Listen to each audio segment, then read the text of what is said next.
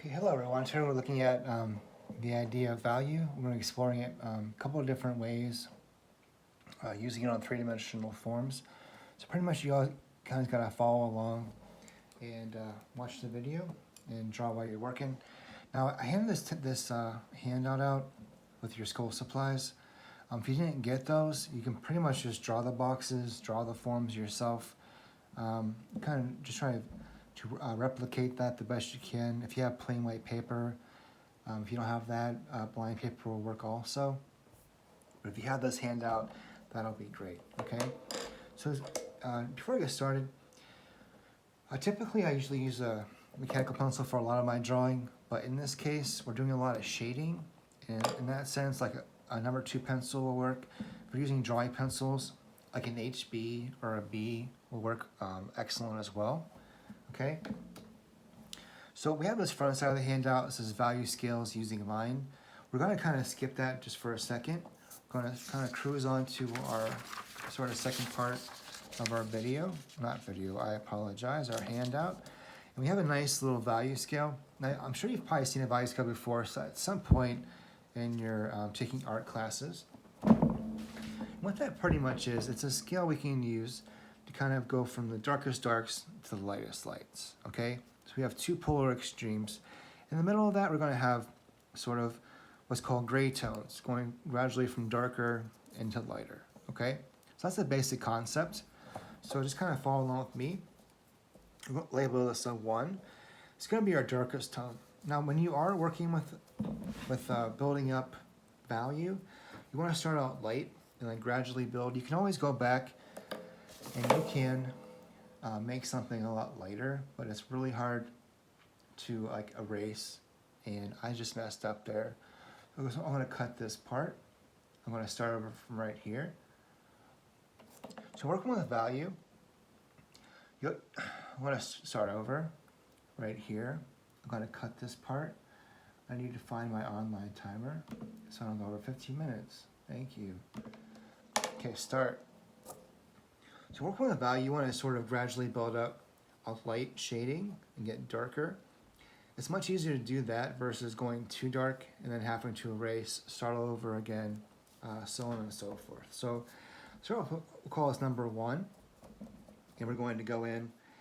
And I kind of tend to use the side of my pencil, so I'm kind of coming in here.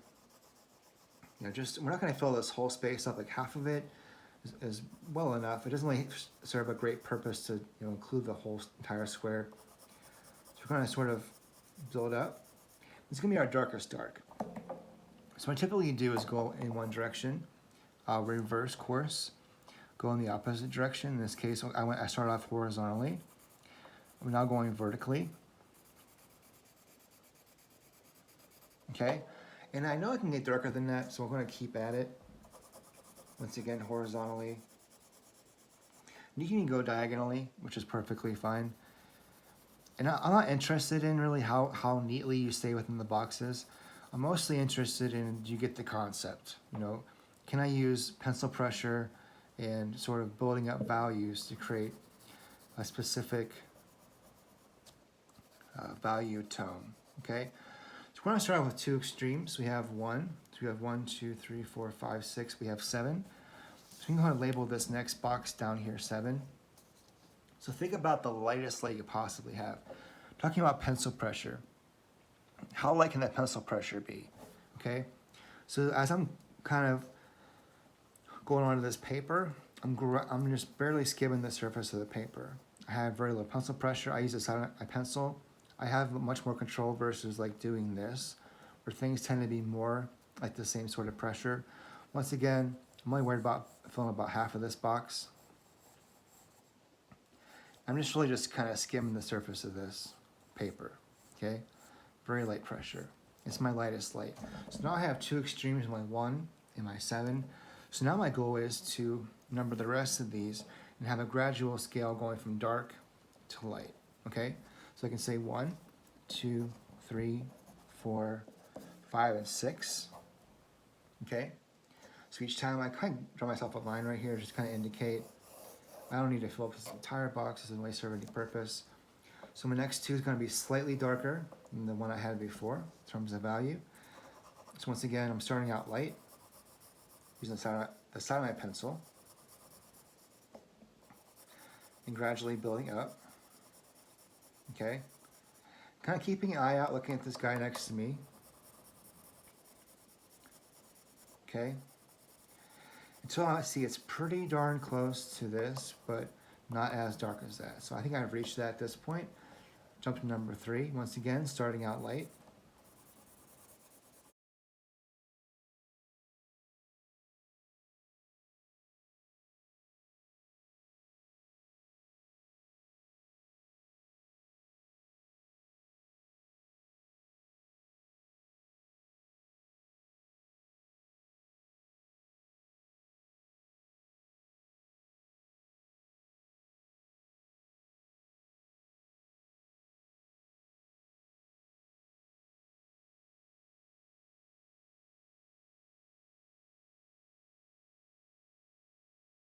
So that's your value scale, 1 through 7. So we're going to jump back to our first page.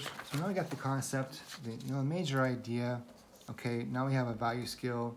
It's basically a record of going from lightest to darkest. We just kind of shade with the side of the pencil. There's multiple ways to do things. And this is sort of labeled in a certain way. I'm kind of jumping around because, the way this person laid this out from the way I think it should be taught is kind of different sort of things.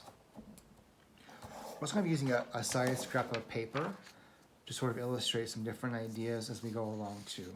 So if you have a scrap piece of paper around, line paper if you have to, white paper if you have it, would be excellent, okay? We have this thing called hatching. So basically what hatching is like these straight lines. They could be diagonal lines, they could be vertical, they could be horizontal. But basically lines that indicate like value in a space, okay? So same thing, hatching, we have 6 right here, and we labeled these, if you guys recall, 1 through 7. So we're gonna start with the darkest again. Let's label these again, 1 through 6, 5 and 6. So one's gonna be our darkest. So to make things easier, we're just going to end up doing vertical and horizontal hatching. So now whenever your darkest lines, I'm applying more pencil pressure, and my lines are closer together. But there's still visible lines happening, the visible space in between the lines. If they're all together, that's just regular shading. Like in hatching, you actually see that little space, okay?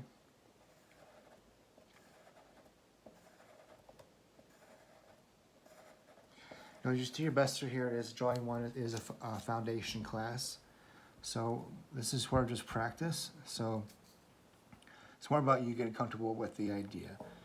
So once again, kind of same idea. We have our darkest dark into our lightest light. So in this case, the 6. I'm using very light pencil pressure, and they're actually further apart.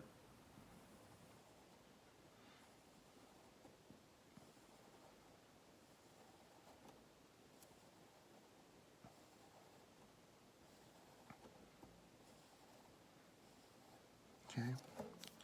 So like darkest dark, lightest light. Same concept as before. You're going to sort of go down the value scale. So each time I'm kind of lessening up on the pencil pressure, getting these guys a little further apart.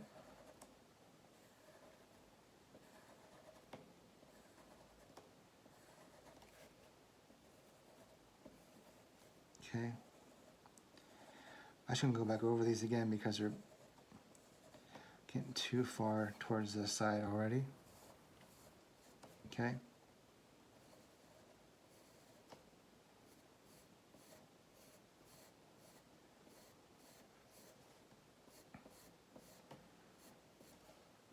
It's sort of one of those harder ones because they all tend to start looking the same with hatching after a while.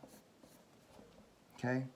I'm actually going to skip this one right here because I'm already sort of at my lightest light in this one. Okay. So hatching is one of those tougher ones to sort of judge for yourself. So sort of how that should look. But the whole major concept is, can I create darker lines that are close to each other? Can I create lighter lines that are further apart? Okay, so we have the next idea is called cross hatching. So this is hatching. We have any kind of other line that's going across or diagonal. It's called cross hatching. You can see an example of this up in here. Okay. Once again, we can start with lighter slate. We already have numbers here. We can sort of use those to represent both of these. Up here is going cross hatching. So our darkest dark. I'm actually going to switch to a mechanical pencil at this point. If you don't have one, regular pencil will be fine. But it's a little easier to get these very fine lines.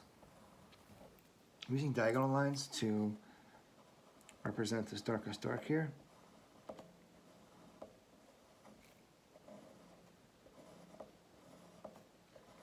So diagonal lines across. Okay, you can kind of see this example. It's kind of nice to have this example here of the darkest dark of cross hatching. You can barely see any white in between the hatch marks. Okay, so usually I typically do is turn the paper a little bit, so I'm kind of facing the opposite way. It's kind of hard to sort of have it like this. You're sort of trying to reach around. If it's facing you like this, you have much easier time to draw these things out.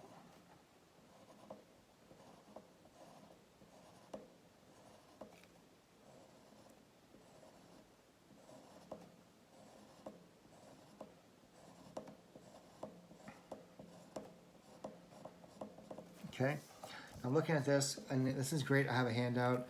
I kind of compare the two. This is still a lot lighter than what we have here. So I can kind of come in and sort of come back in with some more line. You kind of keep repeating the process until you kind of ask yourself, is this the darkest it could possibly be if I'm using both of these two diagonals to sort of indicate the darkest area. Okay, so that's pretty dark. I'm going to say this is my darkest dark. So once again, looking at our lightest light, and they're pretty spaced out. I'm not using a lot of pencil pressure here, and sort of allowing this to look like that. Okay, so it's like a checker pattern in a way. Okay, so now we can kind of go through, follow the scale. Next step, number 2, is going to be slightly less dark than this one. Okay, so lines are a little further apart.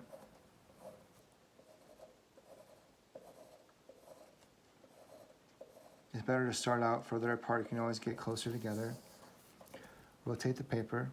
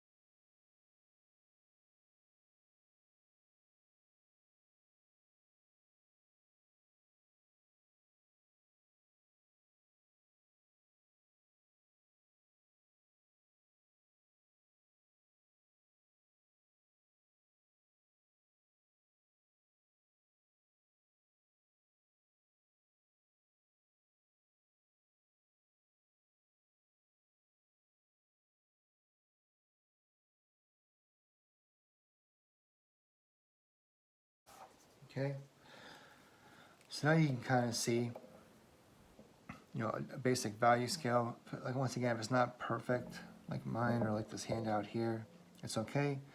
We're in Drawing 1, a foundation drawing course. We're just learning this. Might be a first concept to you, so that's perfectly fine. Okay. So we're going to pause here. We're going to go to next part 2 of the video, and that'll be next. Thank you.